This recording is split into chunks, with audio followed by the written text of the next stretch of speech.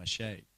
I am the chair of this session also, and I'm looking forward to sharing the next few hours with you with some excellent speeches that we have planned in this, the first plenary session of this international workshop on land use planning and land administration integration and decentralization.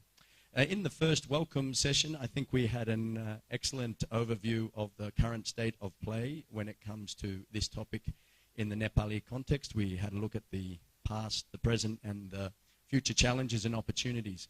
In this session, we are broadening out to go more internationally and more regionally, looking at the same challenges. And we're going to look at it from a number of perspectives, and as our speakers will give to us, because we have a range of different organizations that are going to present, including government organizations, donor organizations, and research institutes.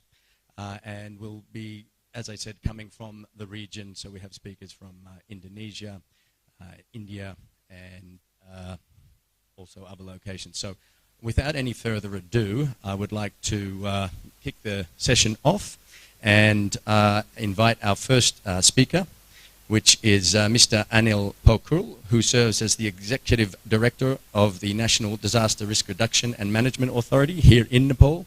And he also serves as a member of this, the Secretary of the National Executive Committee for DRRM, headed by the Honourable Minister of Home Affairs, and the National Council for DRRM, headed by the Honourable Prime Minister. In a career spanning more than 2 decades, Mr. Pokhrel has gained extensive experience in disaster risk reduction and management, which is obviously incredibly closely linked to the topics and challenges we are discussing in this workshop. He's also worked in water management and climate adaptation with a range of NGOs, UN agencies, and donor banks, including the World Bank. He previously worked as a senior risk and adaptation specialist at Plan 8 Risk Consulting. So you really have worked across all spectrums of the sector. And prior to that, he served as a DRM specialist at the ADB and the World Bank, and as a research associate at Overseas Development Institutes for Social and Environmental Transition. You were trained as a civil engineer at Tribhuvan University here locally, and in environmental specialization also in water science, policy and management at Yale. So we're really happy to have you as a speaker and really kicking off our first plenary session. So the floor is yours, Mr. Pokhrel. Thank you, Rohan. Such a generous introduction. Good morning, everyone. I hope it's still morning. And I'm really delighted to be part of this international workshop today, and in particularly my first visit here at LMTC. I've really been benefited from the discussions that I'd had with colleagues at LMTC, but more importantly with the ministry itself. I see former secretaries, former really doyens on the land use mapping. Some of my gurus, some of my colleagues are here. Really want to thank you all from the bottom of my heart. A few caveats. I'm not a land use expert at all. I am an engineer. I'm a civil engineer, so I can read maps at least. But what I want to do is spend around 25 minutes or time to really share what Nepal's National Disaster Risk Reduction and Management Authority is doing, and what kind of joint actions perhaps we could do jointly with LMTC, but broadly with the community that we're here today. But also I see colleagues from Indonesia, Korea, and India. There's so much learning that we could do it. And also huge thanks again for allowing me to share such a distinguished panelist here today.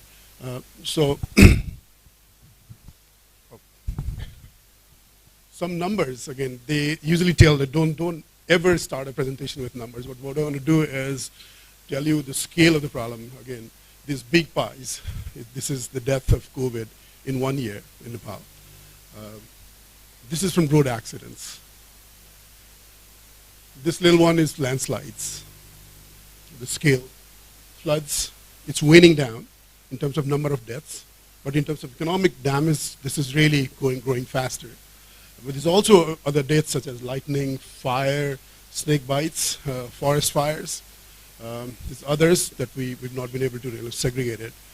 So it tells us of a telling story that, again, there's so many hazards that we confront with. Last night, confronting with a forest fire in Ramechhap, the district headquarters. the forest office, the district forest office was a threat, and then a lot of settlements were at threat right now. We've considered really good in terms of, again, upkeeping the forest cover, which is so much important from a land use perspective, but it also has, again, risk, especially with climate change. We've not received even 15% of the quota of rainfall that we're supposed to receive this winter period. And so this is what we attribute to climate change as well. So what I want to say is there's certain risks that are kind of winning down. Some risks are really accelerating fast. And to really manage this, again, we need institutions, but more importantly, we need joint actions. That's exactly why my presentation was on joint actions, and perhaps second part is, again, in line with the decentralization concept, our concepts around how are we localizing this risk information into meaningful actions to be taken at the local level. A bit of, again, introduction of NDRMA started in 2019. We have around like 50 plus staff. Official organizational structure is only 32. We've been able to second few other experts from other departments and ministries, such as Ministry of Forest, Department of Hydrology and Meteorology, and others. That's how we're growing in big. But we also have like around 25 experts, consultants who are actually embedded within our office. So this body of around 75 people makes us a tiny, nimble office to address these risks that I mentioned earlier. So to today's relevance, what I'm going to speak of is a national disaster information management system that we started back in 2019. So by law, we are basically mandated to collate all data sets on hazard, exposure, vulnerability, but incidents, but also for early warning systems around forest fires, hydromet observations, accidents, and all these things. So it required a national information management system. So we started back in 2019, and so over the last 3 years, we've taken it as an ecosystem rather than NDRMA's own kind of website or a portal. What we've done is an ecosystem whereby we work with other ministries and departments. I'll come back to that later, but also the same system is also used by the provincial governments. So there's 7 provinces that have user names and login. It's also accessed by 77 districts and also 53 municipalities. So what I want to say is this is a national ecosystem by law that we happen to be the custodians of it.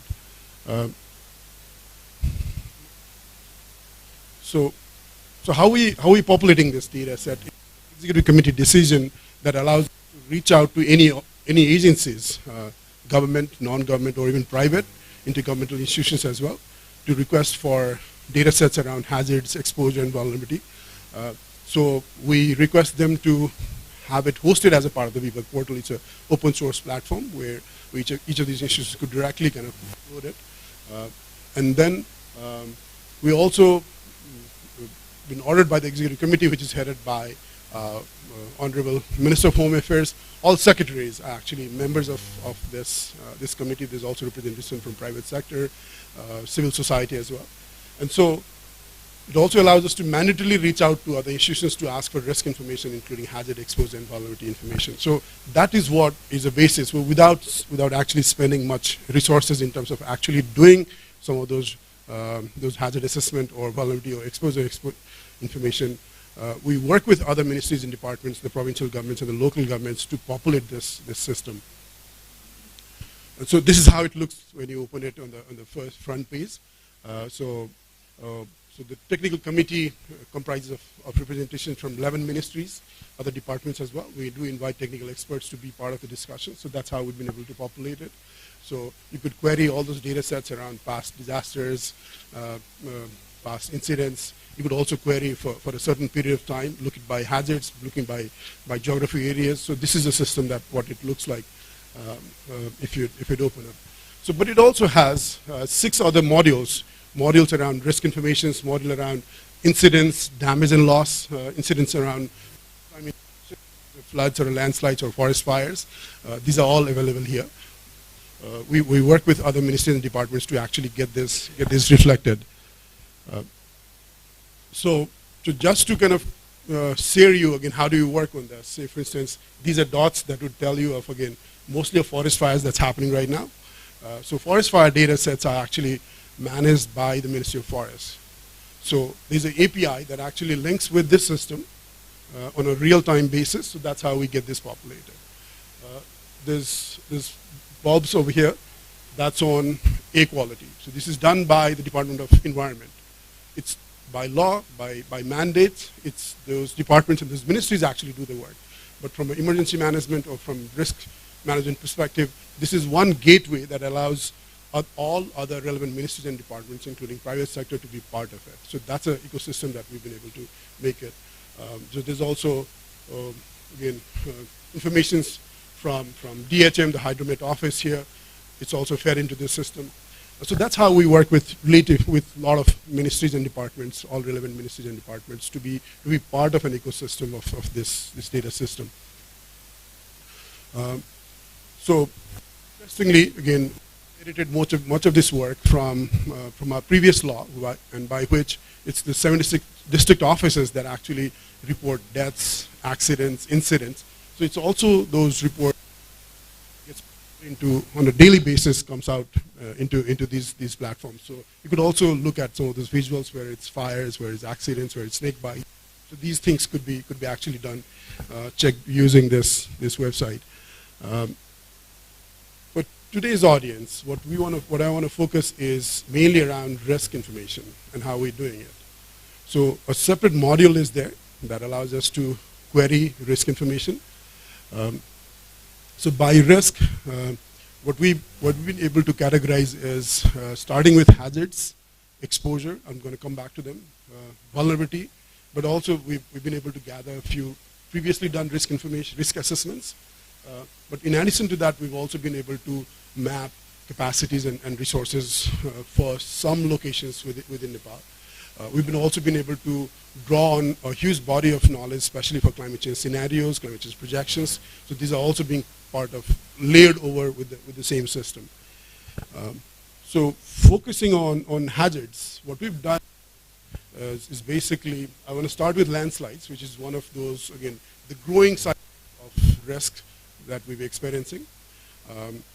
Roughly speaking, again, we used to lose around, again, 100 people a year just because of landslides, but that's kind of skyrocketing, somewhere between 300 to 500 people a year.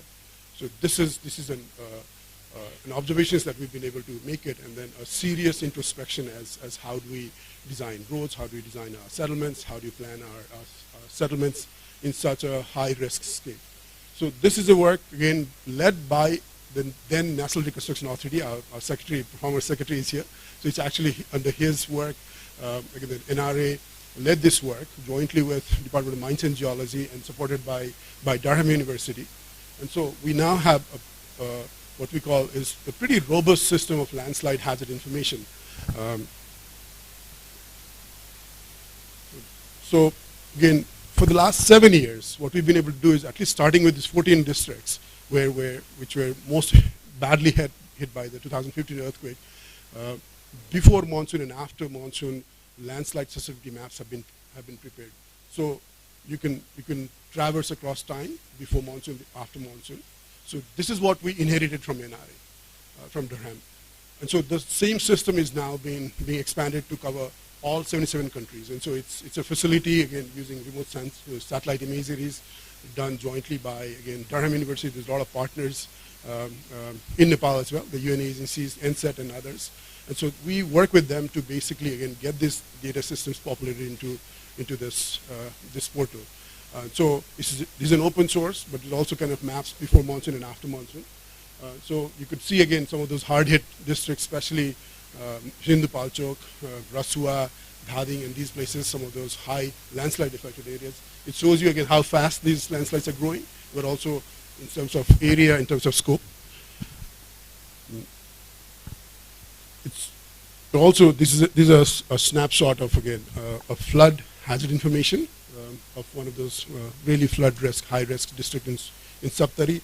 Again, what I want to mention is these are work done by other departments and ministries, and this work in particular has been done by the Department of Irrigation. So we've been able to really enrich this platform from the data sets they've actually getting produced.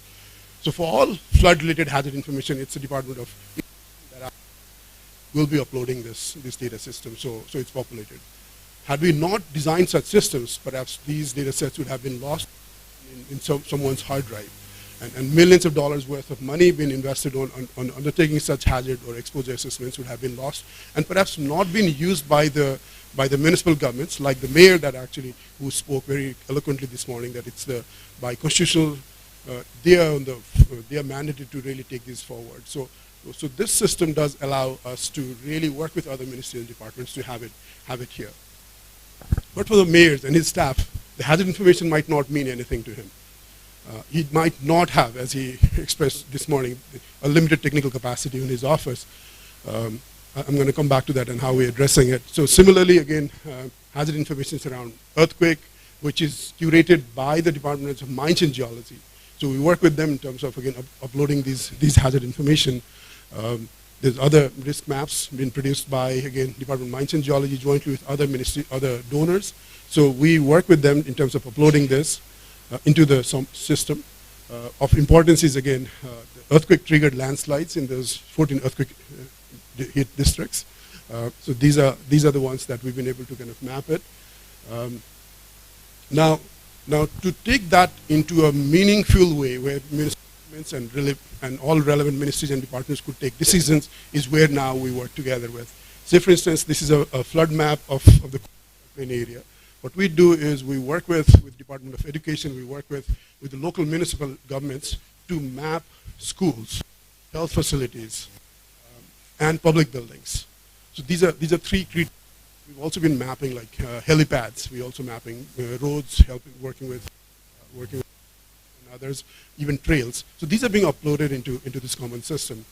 And so what it allows is to enrich this system with exposure information, such as these buildings. We've also been benefiting from the work done by the World Bank, especially two particular areas. One from the CARE program that actually looks into 4 sectors: roads, agriculture, water management, but also the work that's been done under the urban program, so especially in terms of asset management. So we're working with the ministries and with support from the World Bank, we're populating all these data systems into the common platform. So this is one example of Viratnagar where these assets, particularly roads, breezes, and those things have been mapped. Pokhara is heavily been mapped. And so these are information, again, we're not spending money. It's basically sitting over a table, working with the consultants, working with the ministries and departments, and having them upload these into the system that's interoperable, that's used by everyone. And so what we've done is now, in addition to working with the ministries and departments, we've been reaching out to especially hard-hit municipalities. Say, for instance, I'm taking just an example of one of municipalities. This is Jugal in Chindupal Chowk. I see colleagues like Jagatji, 2 Jagatjis over here, and also colleagues from CSRC. They're the ones who've been helping us map down to a household level. So these are houses, house owners, the building footprints are there. But the beauty with this is our partners such as CSRC would then work with the municipal governments to map the vulnerability of those buildings, whether it's a properly engineered designed building, whether it has a thatched roof or a CGI roof or it's a concrete roof, the type of walls. But the beauty with this is, again, mapping who lives inside those buildings, whether it's schools, whether it's houses, whether it's an elderly lady, whether it's a pregnant lady, whether it's a person with disability. So this is an information that couldn't be done by a federal agency such as ours, or perhaps Ministry of Urban or anyone else. But the best placed and the best mandated institution to do this is the municipal governments. So having this capacity, jointly working with other private sector and particularly civil society agencies, academic institutions, to reach out down to a municipal level, down to a household level, is what we're trying to create as a part of this ecosystem. So combining all these hazards, exposure, and vulnerability information, we're working with various set of donors and relevant partners to help capacity to churn those information into risk information so that the municipal governments, with a little bit of technical support, could do those risk assessments themselves in few years' time. So this tool, we've been working with, again, AIT, with ITC20, Professor Kees Van Westen and others. They've been helping us with risk changes using some of those openly available open source tools. And not only, again, with maps, which is hardly understood by the Ministry of Finance or perhaps the mayor himself, but to again churn out these information into financing numbers so that it's understood by the Ministry of Finance, by mayors and others in terms of stories, so that they could use it for perhaps other subsequent decisions around where the settlements, where the breezes, or where other infrastructures would be working on. We've also benefited largely, again, from the NRA's work. There's nearly 800,000 houses have been mapped already. So this is we've inherited without even spending a single penny, with just a few body of experts, mappers. We've been able to get these 800,000 households that have been already completed, constructed as a part of our system. So this data system is getting richer as we speak of.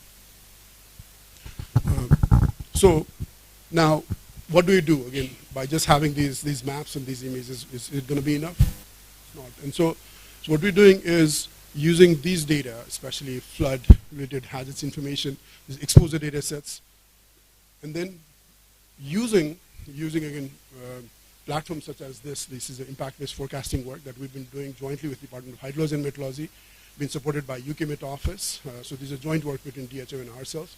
So this is an impact-based forecasting that's been piloted in certain districts in Nepal. So we've been able to now reach out to those families, to those schools, to those municipalities in a more with higher degree of confidence. So these are being piloted in 9 districts right now. The idea is, again, if we were able to kind of get these data systems on impacts, if we're able to tell them to the mayors, to those respective departments, we'd be able to kind of save even more better lives. So this is the direction that we're heading, and this system is helping us achieve those. So these data sets, this risk information, are also being used by municipal governments to prepare their own periodic plans. So we've been now combining the disaster risk as well as climate change risk and calling it local disaster resilience framework based on those 4 priority pillars identified by the Sendai framework. We've been focusing also on early warning systems, on risk financing. So that's how, again, municipal governments are taking these data sets to come up with informed municipal level periodic plans and prioritizing some of these investments. And so these informations are also being used to produce, again, those graphics, the numbers that I showed you earlier in the beginning of my presentation, but it's also used to, again, produce those bulletins, but also other snippets of, again, social media messages. We have a pretty vibrant social media, particularly Facebook and Twitter, that really is looked by a lot of people. So using some of those risk information, to be telling us stories into short videos is how we make people, especially the elected people, but also local people at the local level, using various kind of languages to communicate risk information. We've now also begun working with, again, the Ministry of Land Reforms, the departments, and also the LTMC, so that we could use this, especially the land use classification, so that it could be part of the risk information and to use it for subsequent planning on land use. These are some of those policy documents and planning documents that's been produced based on the available risk information, based on available incidents and past disasters. So this has been translated into policy documents at the provincial, district, but also at the local level. So with this, I'd like to end my presentation here. And if there's any questions, perhaps I could come back. Thank you, Rohan. I'll stop there. Thank you very much. Please give a round of applause. Yeah, thank you very much, Mr. Anil. It was great to get this. I think we crossed streams. No, great to get this introduction and overview from another perspective. And I should have said that earlier, that this session, whilst also going regional and looking at other country contexts, we have started in Nepal, of course, we're also looking at the issue of integration and decentralization from other domain perspectives. So we know since the early 2000s, and in particular following the Aceh earthquake in Indonesia, that the real focus on land use planning, land tenure, and disaster risk management, those 2 worlds, 3 worlds, have really come together, both in theory and academic settings. But now it's really great to see that's being implemented into practice here in Nepal through the authority. So thanks again for that presentation and the insights. Is there because Mr. Pokral may need to leave early, we do plan to have some time for questions at the end, but if there's any questions for Mr. Pokral, then you can raise your hand and we could have those briefly. Otherwise, we'll move on to our second presenter. Okay, I'm not seeing any immediate interest. Of course, you've got the contact details here and you're always welcome to follow up. Okay, thanks again. Let's move on to our second presentation, our second speaker. And our second speaker is from Korea. It's Dr. Winsop Lee, and he holds a PhD in geography from Michigan State University in the USA. He's currently an emeritus research fellow at the well-known Korean Research Institute for Human Settlements, or otherwise better known as KRIS, and he served there for multiple decades from the late 80s. He's held various roles there at KRIS and done various project activities, both for within Korea and beyond borders. So major research areas over the time have included territorial planning, regional policies and global consulting in the areas, working on the comprehensive national territorial plans in Korea throughout the 90s and 2000s, completing studies for strategies on city and regional development, and also on decentralization for national development more recently. So he's also linked with the North-South Expressway in Vietnam project and has worked in Afghanistan also in assisting with the formulation of a national spatial strategy and national spatial plan in 2019. So you can see that Dr. Lee is going to give us a perspective, more of a land use planning and settlement and housing perspective, which I think is really important given the context of the session and the whole workshop. So without any further ado, I'd like you to welcome Dr. Lee to the stage. Floor is yours, Dr. Lee.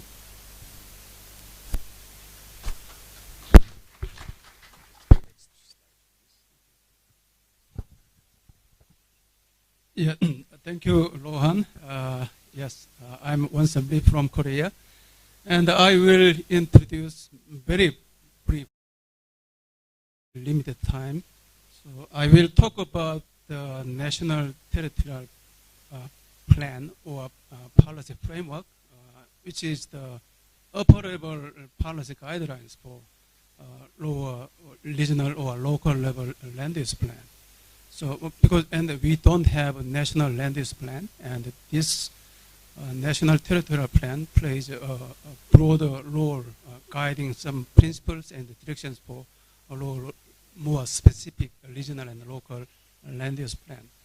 And the second topic of today is the capitalism policy.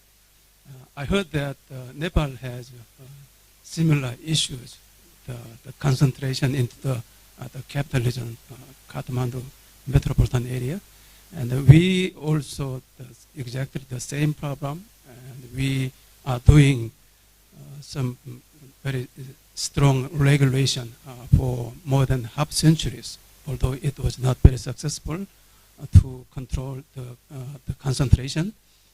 And the last topic is the disaster prevention measures through urban planning.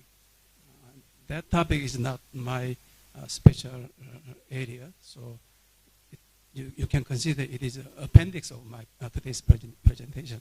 If I have time, I will briefly introduce, but if I don't have enough time, I can maybe skip. Yeah, this is you should know where Korea is located in Northeast Asia. We are surrounded by the much bigger country in size and in power of countries such as China, Japan, or Russia. We historically surrounded by those much stronger and bigger countries. And during the international politics is not so good. We have some painful experience, such as war and invasion or the colonization from the other countries. But in this time, it's much better than, because Korea is a land bridge country, and we can play some important role to connecting those powers in ocean and in the continent. So as a national, when we establish a national territorial plan, first we think of that, how can we maximize the geographical location of the Korean Peninsula in whole Asia or in whole the world. Korea is a very small country. The South Korea is smaller than the Nepal, although the Korean Peninsula, combining North and South Korea, is bigger than Nepal. And the population is much more than the Nepalese population. So Korea is very densely settled and very densely developed. So we experience perennial shortage of land in most development activities. So the land management and the land acquisition, and that is a very important issues in Korea's urbanization and economic development. This is the table shows the share of official land use by law. Although actual land use is a little different from these figures, because about 65% of the total land is covered by forest or mountain, which is similar to Nepal. And our arable land is only about 20% of total land. So we are in shortage of food or natural resources. So we import most of them from foreign countries. And the urban areas is less than 10% of the total land. So we have to manage those limited land areas very efficiently and very effectively. And the population now is 50,000. And we have major issues in population, such as low fertility rates and aging. So those two population issues are decreasing the total population of Korea. So our total population began to decrease since a couple of years ago. So we will face those issues for a very long time in the future. So we are very concerned about how to manage the declining social dynamics due to the aging and the low fertility rate. Urbanizations, more than 90% of total population is living in urban areas. So this table shows the trend of urbanization. In 1970s, it's about 50%. Now it's more than 90%. That represents massive number of people moved from rural to urban areas. And the rural areas lost millions, more than 10 million of population during the last urbanization or economic development process. So that caused some issues in rural areas regarding agriculture or land use areas. This table shows how the Korea progressed from the typical developed countries in 1960s or 1970s to much more developed countries during this time span. So you can compare enormous differences, which can be called the progress in those areas of national development. Next topic is this table shows that the land use planning system in Korea. The land use planning is based on two different laws. One is that the Framework Act on National Territory or National Land.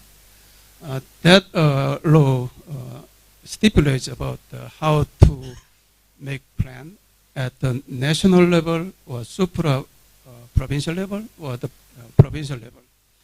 And another law, the National Land Planning and Utilization Act, stipulates some detailed process of the contents of the city and county planning, which include the extended plan and individual administrative area plan. The urban plan is divided into three types. The basic plan, which is the master plan, and a more detailed management plan, and much more smaller scale, the district unit plan. Yeah, based on those, the city and the county plan, the whole country, total land is divided into, categorized into four types: urban areas, management areas, agriculture and forest areas, and the conservation areas. And this management areas is between the urban and the rural, and it is some kind of combination between whether to be developed or to conserve or to productive. So and this management area is further classified into three types: for planned management and productive management or the conservative management. So yeah, the whole land area is classified into these four types, although there are much more numbers of other the zoning or the classification of land. Yes. Yeah, the Framework Act on the National Territory provides the guidelines and the rules for the formulating national territorial plan and provincial plans. So this comprehensive national territorial plan, which I will introduce today, this is the highest level of land use or highest level of spatial plan in Korea that provides a long-term vision for socio-economic development or the environmental protection and the people's well-being. So, yeah. And these are already I said. And the Framework Act on National Territory, they have that law has a basic ideology or basic principles regarding how to manage or how to develop the national territory. Yet the sustainable development and the more balanced development and the more competitive development and the higher quality of people's life and based on the harmony between the development and the conservations.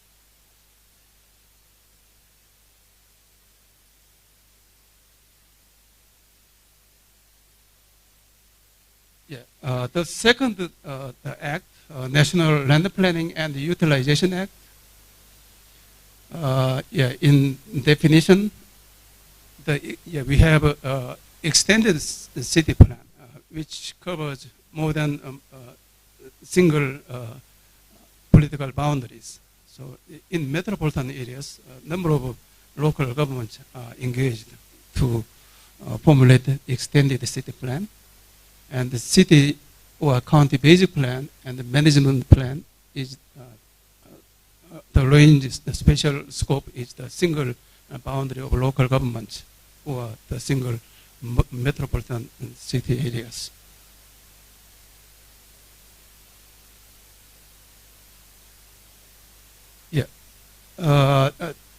This shows the change in planning paradigm since 1970s, and this national territorial plan is the longest acting national plan in Korea. And in earlier 1960s, we introduced the 5 years economic development plan, and we stopped that planning during the mid-1990s. But this plan is still working.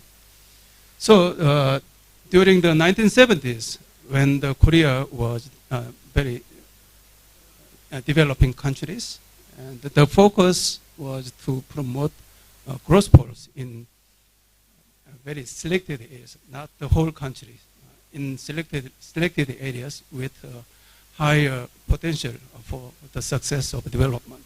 So the government designated a few cities as the the growth poles, and put heavy investment in manufacturing sector. And so the center of those growth poles grew to big cities specialized in manufacturing industries.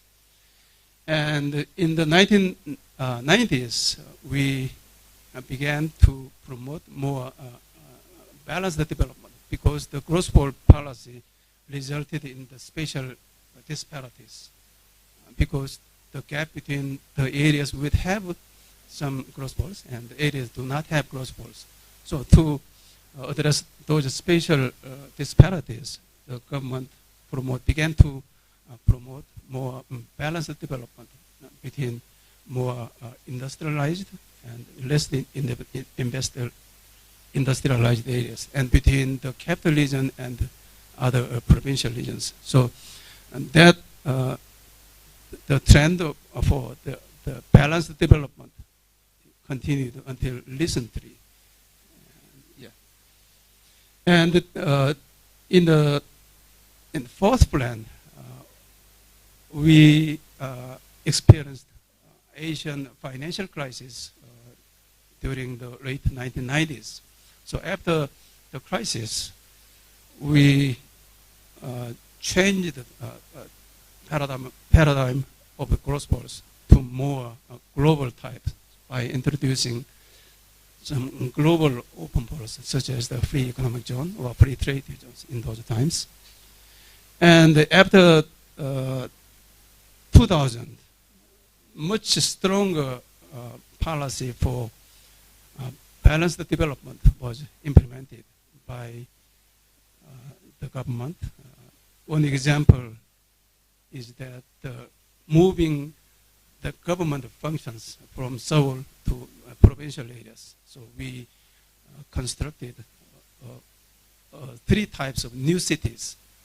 One for the relocating government functions from Seoul, and also